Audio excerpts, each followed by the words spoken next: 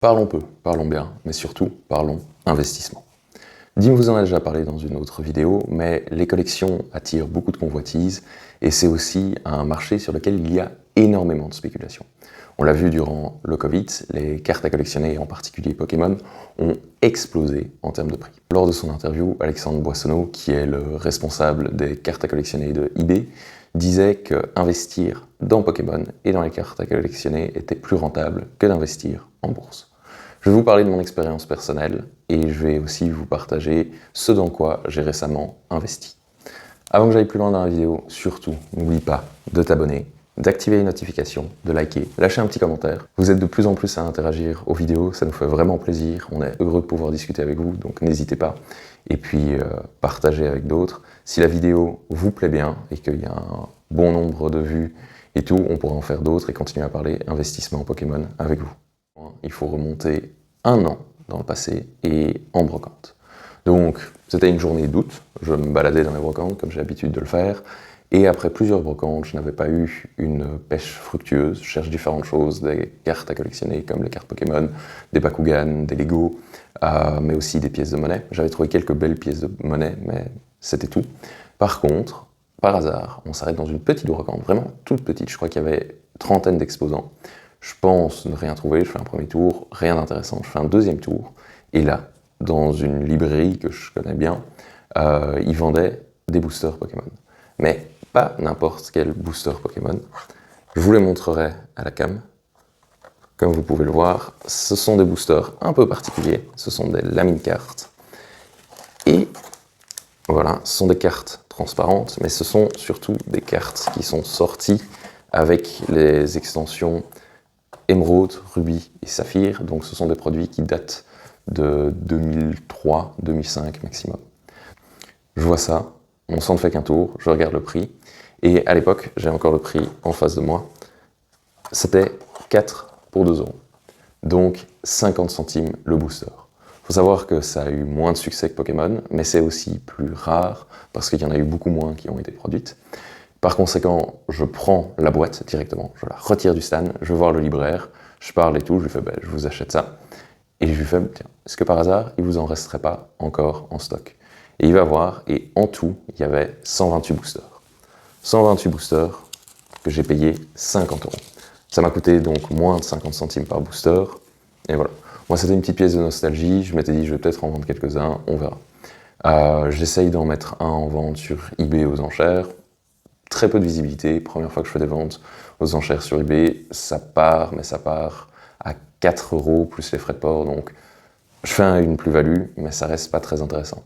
Ensuite, je les garde dans un placard, en soi c'est ce qui est bien avec Pokémon, d'autant plus quand c'est vieux, ça perd difficilement de la valeur. En fonction des séries, parfois c'est un peu le cas, certaines séries sont moins appréciées, mais de manière générale, ça gagne de la valeur avec le temps. Et un jour, je me décide à les mettre en vente sur des groupes spécialisés, des groupes Facebook Pokémon, et là, ça part très bien. Ces petits boosters que j'avais achetés 50 centimes se sont vendus, en fonction de la quantité, entre 6 et 15 euros pièce. Donc, rendez-vous compte, j'ai acheté ça 50 centimes, et ça s'est vendu entre 6 et 15 euros pièce. En tout, j'ai pas tout vendu, j'ai gardé une display comme celle-ci, scellée pour moi, enfin scellée, elles étaient déjà ouvertes, mais complète pour ma collection personnelle, et peut-être que dans quelques années j'en vendrai. J'en ai vendu, je pense, une septantaine, et avec ces 70 boosters, j'ai gagné, en dehors des frais de port, etc., près de 500 euros. Donc 500 euros, c'est énorme. Rendez-vous compte, j'ai investi 50 euros, j'ai eu en bénéfice 10 fois plus. Ces 500 euros, j'ai décidé de ne pas les laisser dormir sur un compte bancaire, je les ai réinvestis dans du Pokémon, et je vais vous montrer les quelques valeurs en quoi je crois actuellement dans Pokémon. Donc quand j'ai effectué ces ventes, elles ont été réalisées à la fin de la série Épée et Bouclier. Bien entendu, il m'en reste encore. Comme je vous ai dit, il me reste une trentaine qui seront sans doute remises en vente par la suite, mais également une display que je garde pour moi.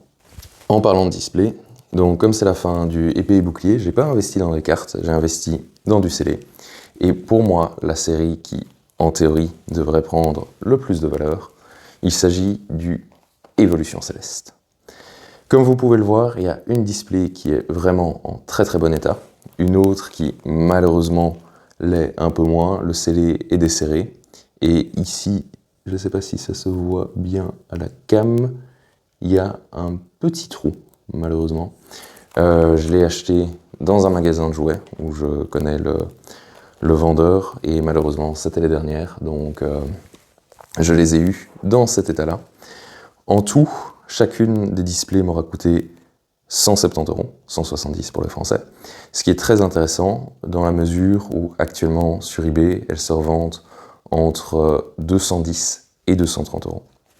Donc rien que sur ces deux displays, et toujours dans l'hypothèse où il n'y aura pas spécialement de reprint, j'ai actuellement une plus-value allant de 80, donc 40 € par display, voire même, dans le cas où c'est 230, 60 € par display.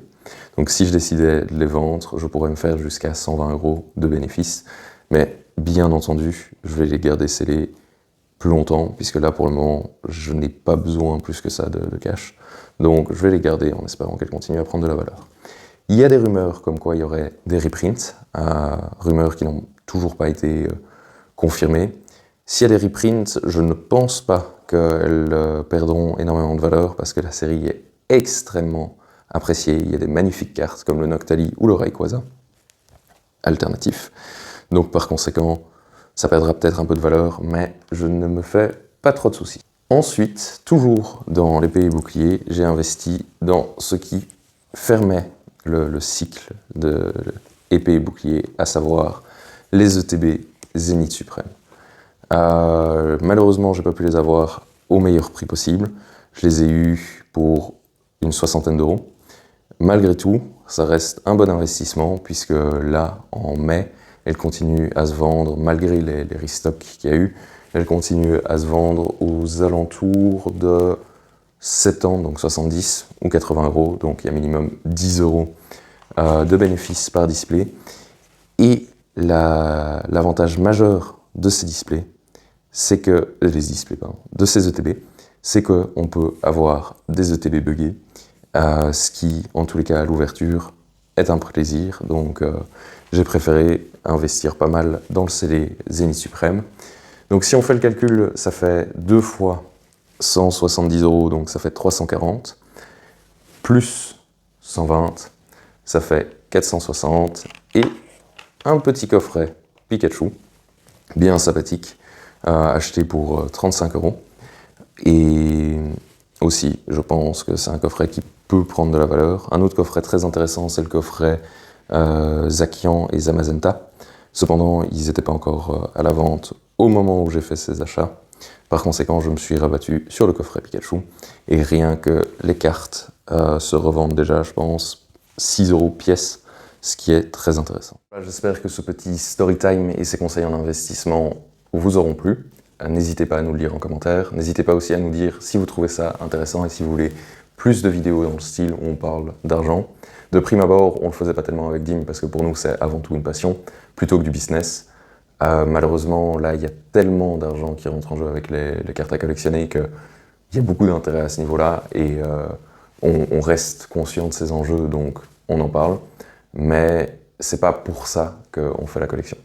Par contre, ça pourrait être intéressant de voir dans 2-3 ans, voire peut-être 5 ans, où en sont les valeurs des différents items que je vous ai montrés, ce que j'en ai fait, ce que ça m'aura rapporté, ou ce que j'aurais pu perdre, parce que, les collections, ça va en fonction des hypes, on l'a vu avec le Covid, ça peut prendre énormément de valeur, mais ça peut aussi en perdre. Là, on est dans une zone de correction des prix, avec tout ce qui se passe, l'inflation, etc. Les gens s'éloignent un peu des cartes à collectionner. Peut-être que ça reviendra, peut-être que ce sera définitivement perdu. Mais donc ça, seul l'avenir nous le dira. Et la meilleure façon de le savoir, c'est de s'abonner pour ne rien manquer et voir le débrief de cette vidéo dans quelques années. Ciao!